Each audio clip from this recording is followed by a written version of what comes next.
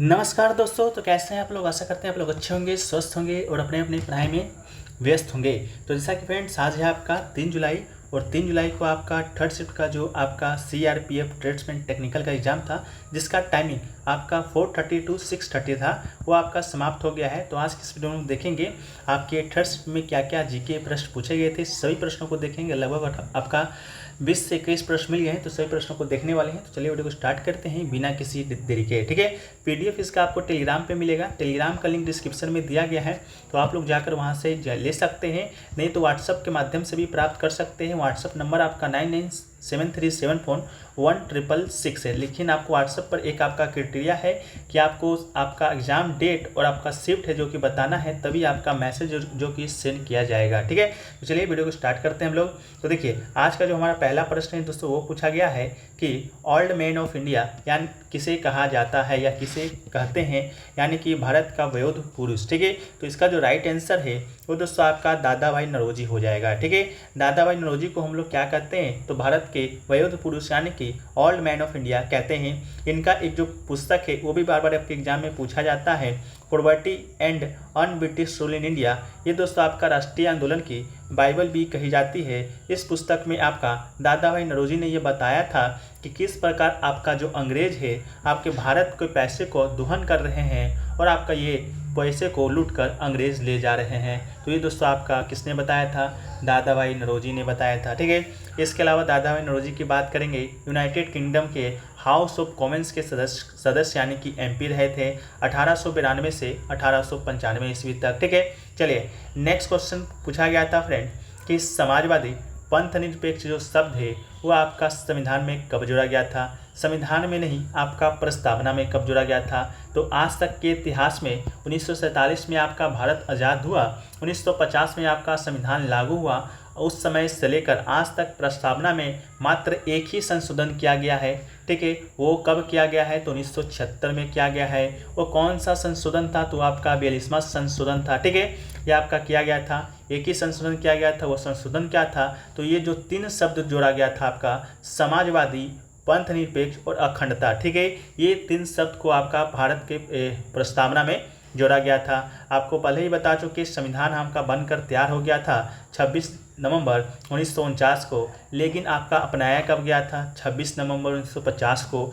जिन लोगों को मालूम है कि जब 26 नवंबर 1950 को आपका संविधान बनकर तैयार हो गया, तो अपनाया 26 जनवरी 1950 को क्यों किया गया?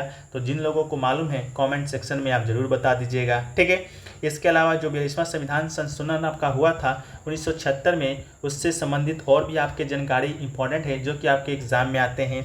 वो जानकारी क्या है? तो वो जानकारी है आपका 10 मौलिक कर्तव्य। इसी आपका संविधान संशोधन के माध्यम से भारतीय संविधान में 10 मौलिक कर्तव्य जोड़ा गया था। लेकिन आप बोलिएगा सर, लेकिन मौलिक कर्तव्य की जो संख्या है वो तो अभी वर्तमान में 11 है। तो हाँ, आपका भी कहना सही है। एक जो मौलिक कर्तव्य है वो आपका जोड़ा गया था 2002 ईस्वी में। ठीक है, वो कब हुआ था आपका? वो कौन सा संविधान संशोधन था? तो आपका 6वां संविधान संशोधन था फ्रेंड्स। ठीक है, तो एक मौलिक कर्तव्य उस समय जोड़ा गया था। तो ओवरऑल आपका टोटल 11 मौलिक कर्तव्य है। मौलिक कर्तव्य आपका आर्टिकल कहाँ जोड़ा गया था? तो ये आपका आर्टिकल 51A में जोड़ा गया था। इसके अलावा भाग यानी कि पार्ट पूछें तो पार्ट आपका 4A में जोड़ा गया था। ठीक है, तो ये दोस्तों आपका मौलिक कर्तव्य से संबंधित जानकारी है।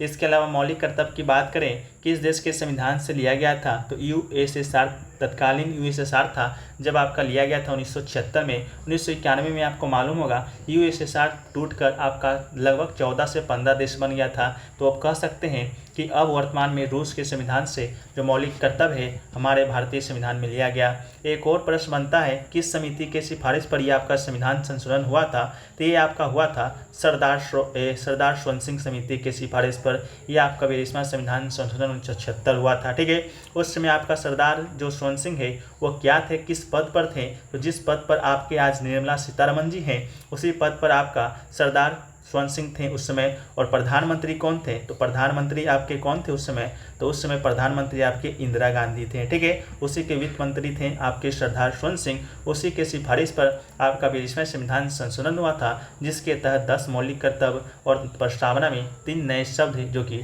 जोड़े गए थे। ठीक है, चलिए नेक्स्ट क्वेश्चन पूछा गया है कि 2011 के जनगणना के अनुसार आपका अनुसूचित जनजातियों की साक्षरता दर कितना है, यानी कि शेड्यूल्ड ट्राइब का, यानी कि एसटी का। तो इसका जो राइट आंसर है वो दोस्तों आपका हो जाएगा 59% के, आपका 59% इसका राइट आंसर हो जाएगा। सर फिर आप कहिएगा कि 11 में तो आपका कितना था, 2001 में कितना है, 2001 में आपका कितना था, तो 47.1% था, वो बढ़कर 2011 में आपका 59 हो गया था। तो इसका राइट आंसर आपका क्या हो जाएगा, 59 हो जाएगा। तो आज के तीनों शिफ्टों में देखा गया है कि आपका जो साक्षरता दर से संबंधित जो प्रश्न है तीनों शिफ्टों में लगभग पूछा गया है। पहला शिफ्ट में पूछा गया था सबसे कम साक्षरता दर किस राज्य का है, दूसरा शिफ्ट में पूछा गया था सबसे कम महिला साक्षरता दर किस राज्य का है। तो साक्षरता दर से संबंधित जो आपके प्रश्न हैं आपके सीआरपीएफ प्लेसमेंट एग्जाम में पूछे जा रहे हैं। तो आप लोग से आशा करते हैं कि आप लोग इस टॉपिक को पढ़ लीजिएगा, नहीं तो कहिएगा तो हम एक वीडियो इस पर बना देंगे। साक्षरता दर से संबंधित जितने भी आपके प्रश्न बनते हैं तो कमेंट सेक्शन में ज़रूर बताइएगा, तो भी बनाएंगे, नहीं तो नहीं। ठीक है। नेक्स्ट क्वेश्चन पूछा गया था आपका कि सौर जो मंदिर है उसकी शैली कौन सी है। तो सौर मंदिर की बात करेंगे तो ये दोस्तों पहली बात तो है कहाँ, तो ये दोस्तों आपका महाबलीपुरम में है। ठीक है, महाबलीपुरम में है। इसके अलावा इसकी स्थापना किसने कराया था, तो नरसिंह द्वितीय ने कराया था।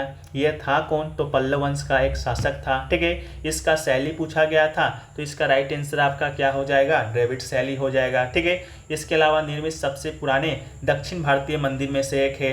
तो आपको मालूम होगा 3 प्रकार की जो शैली होती है, इसमें से आपका जो द्रविड़ शैली है वो आपका लगभग दक्षिण भारत में ही देखा जा सकता है। तो जिसको मालूम होगा कि सौर मंदिर है कहाँ, तो आसानी से इस प्रश्न को कर लिए होंगे, हम आशा करते हैं।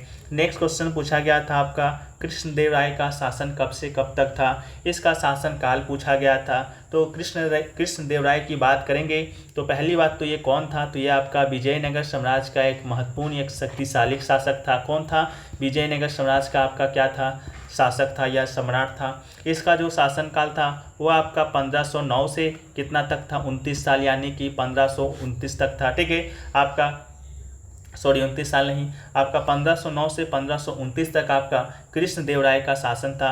वह आपका तुलु वंश से संबंधित था और वो आपका तुलु वंश का तीसरा शासक था और लोग उन्हें इस वंश का सबसे महान शासक मानते हैं। अब बात रही विजयनगर साम्राज्य का, तो विजयनगर का स्थापना आप लोग को मालूम होगा ये कब हुआ था। कल ही हमने आपको ये इसका जो संबंधित जो फैक्ट्स है विजयनगर साम्राज्य से हमने आपको बताया था। तो जो लोग भी जानते हैं कमेंट सेक्शन में ज़रूर बता दीजिएगा। नेक्स्ट क्वेश्चन पूछा गया था कि बंगाल में शाम को आने वाली आंधी को क्या कहा जाता है। तो बंगाल में शाम को आने वाली आंधी को आपका नॉर्वेस्टर कहा जाता है। नॉर्वेस्टर को आपका काल बैसाखी के नाम से भी जाना जाता है और आपका बोडो इसीला के नाम से भी जाना जाता है। तो आपका 3 नाम आपको याद रखना है। ऑप्शन में इनमें से कौन सा नाम दिया गया था कमेंट सेक्शन में आप लोग लिख दीजिए। बाकी आपका बंगाल के साथ साथ आपका असम में भी आपका आंधी आती है शाम में, उसको नॉर्वेस्टर कहा जाता है। तो कल होकर आपका अगर बंगाल की जगह असम लिखा आ जाए तो उसका भी राइट आंसर आपका यही हो जाएगा। ठीक है, इसके अलावा यह एक अलग वर्षा और गरज है जो कि भारत बांग्लादेश में होती है और जो हिंसक तूफान गति वाली हवाओं से संबंधित होती है। यह बढ़ती आवृत्ति के साथ होता है और मार्च से लेकर उत्तर पूर्वी भारत के क्षेत्र में मानसून के स्थापित होने तक ये आपका आंधी आता है। इसके अलावा नेक्स्ट क्वेश्चन पूछा गया, उससे पहले ये जो बारिश के तूफान हैं असम में चाय की खेती के लिए और पश्चिम बंगाल और बांग्लादेश में खेती जाने वाली जूट और चावल के लिए और चाय के लिए फ़ायदेमंद होता है। ठीक है, नेक्स्ट क्वेश्चन पूछा गया आपका कि ग्वालियर जो घराना है उसका गायन शैली क्या है। ठीक है, इसका आंसर तो मुझे मिल नहीं पाया है, लेकिन ग्वालियर घराना से संबंधित कुछ फैक्ट्स हैं उसको हम लोग देख लेते हैं। हिंदुस्तानी शास्त्रीय संगीत में ग्वालियर घराना अन्य सभी घरानों की गंगोत्री मानी जाती है, पहली बात।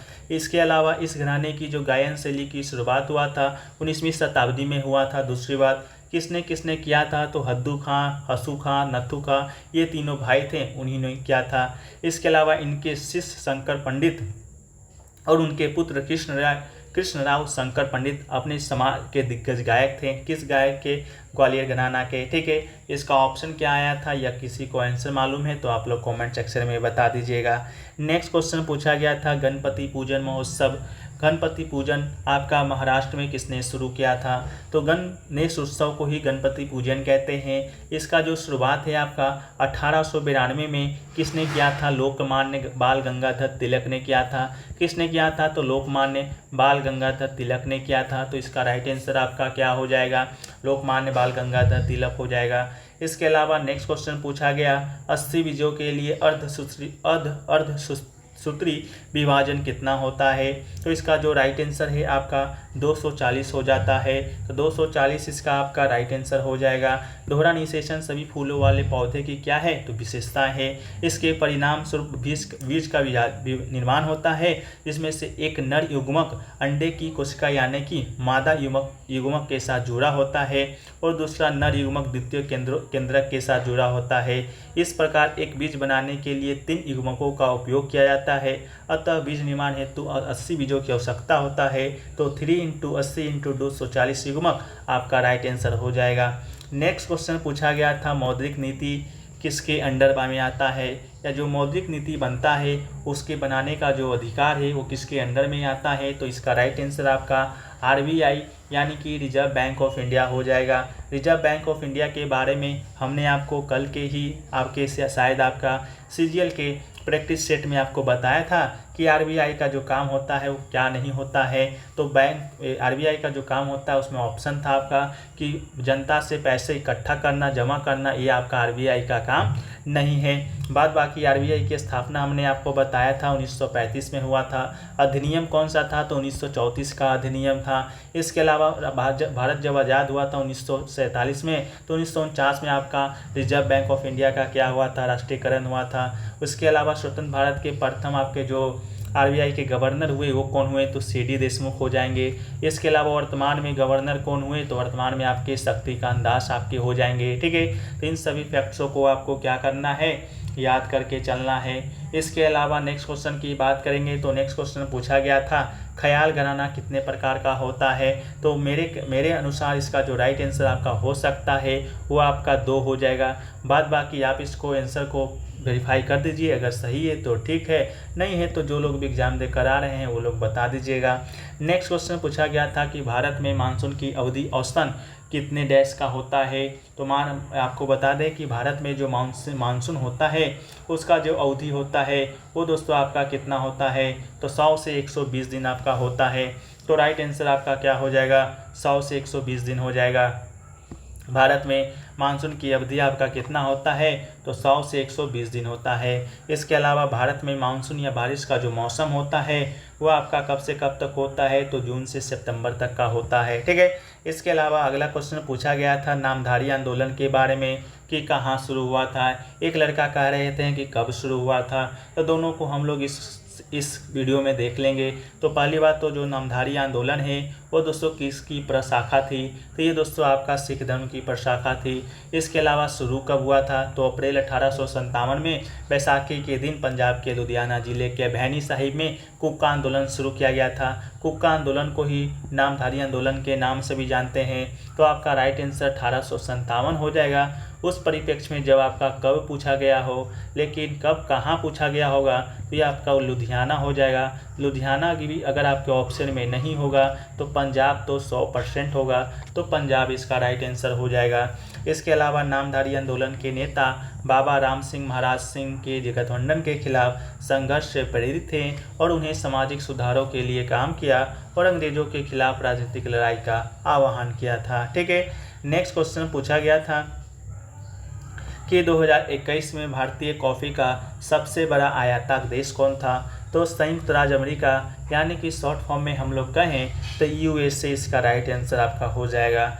नेक्स्ट क्वेश्चन पूछा गया था संगीत नाटक एकेडमी की जो स्थापना है वो दोस्तों आपका कब हुआ था? तो इसका जो स्थापना है आपका 1952 ईस्वी में हुआ था। तो इसका जो राइट आंसर आपका हो जाएगा वो क्या हो जाएगा? तो 1952 इसका राइट आंसर हो जाएगा। बात कर लेते हैं डेट भी, तो डेट आपका कब हुआ था? तो 31 मई का वो दिन था जब आपका संगीत नाटक एकेडमी का शुरुआत हुआ था। इसे संगीत नृत्य और नाटक के लिए राष्ट्रीय अकादमी के रूप में जाना जाता है और भारत में ये प्रदर्शन कला का मुख्यालय के रूप में कार्य करता है और यह संगीत नाटक एकेडमी पुरस्कार प्रदान करता है जो कलाकारों के प्रदर्शन अभ्यास करने के लिए दिया जाने वाला सर्वोच्च भारतीय सम्मान है। ठीक है, नेक्स्ट क्वेश्चन पूछा गया आपका कि चोल राजा राजेंद्र प्रथम ने कौन से मंदिर का निर्माण किया था। तो इसका जो राइट आंसर है आपका रामेश्वर मंदिर इसका राइट आंसर हो जाएगा। इसके अलावा गंगईकोंड चोलपुरम शहर की स्थापना भी इन्होंने ही किया था। इन्होंने ही मतलब किसने, तो चोल राजा राजेंद्र प्रथम। चोल राजा राजेंद्र प्रथम आपका चोल वंश का आपका एक शासक था। चोल वंश का स्थापना किसने किया था, तो विजयालय ने किया था। इन सभी फैक्ट्सों को आपको याद रखना है। एक क्वेश्चन पूछा गया आपका कि मानव विकास सूचकांक से विपरीत प्रभाव क्या होता है। लैंग्वेज प्रश्न का आपका क्लियर नहीं मिल पाया है, लेकिन एक ऑप्शन आपका शिशु मृत्यु दर था जो कि उसका आपका राइट आंसर था। बाकी लैंग्वेज आप लोग क्या कीजिए, कमेंट सेक्शन में लिख दीजिए। एक क्वेश्चन पूछा गया था आपका कि कौन सा जो पद होता है स्वतंत्रता के विकास से संबंधित नहीं है। तो एक ऑप्शन एक आपका दिया गया था समृद्धि, एक आपका विकास, एक आपका प्रतिबंध दिया गया था। तो प्रतिबंध इसका आपका क्या हो जाएगा, राइट आंसर हो जाएगा। इसके अलावा नेक्स्ट क्वेश्चन की बात करेंगे तो नेक्स्ट क्वेश्चन आपका पूछा गया था कि 2011 में नया स्टेटअप इनोवेशन से संबंधित कोई प्रश्न आया था, लेकिन इसका क्या हुआ है कि इसका लैंग्वेज भी नहीं मिल पाया है। तो उसी की तरह आप लोग जिनको लैंग्वेज मालूम है कमेंट सेक्शन में ज़रूर बता दीजिएगा, तो आप लोग के लिए आसानी हो जाएगा। इसके अलावा और बात करेंगे तो एक आपका बाल विवाह से संबंधित आपका प्रश्न देखने को मिला था।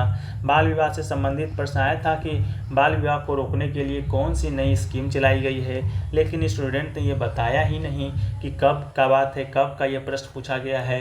क्योंकि बाल विवाह से संबंधित जो आपके प्रावधान होते हैं, स्कीमें होते हैं, वो तो आप हमेशा लॉन्च ही किए जाते हैं। तो जिन लोगों को इसका मालूम है आप लोग बता दीजिएगा।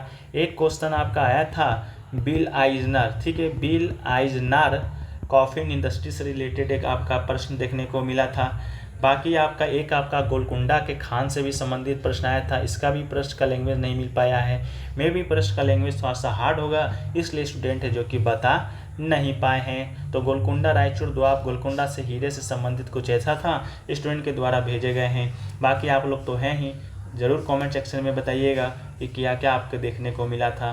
बाद बाकी इसका जो PDF है आपको कहाँ मिलेगा, टेलीग्राम पे मिल जाएगा। टेलीग्राम का लिंक कहाँ मिलेगा, सर डिस्क्रिप्शन में मिल जाएगा, तो जाकर वहाँ से आप लोग ज्वाइन हो जाइएगा। बाकी हम लोग मिलते हैं कल के नेक्स्ट वीडियो में। जब तक के लिए आपका बहुत बहुत धन्यवाद। अभी तक को वीडियो को देखने के लिए। जय हिंद, जय भारत, वंदे मातरम।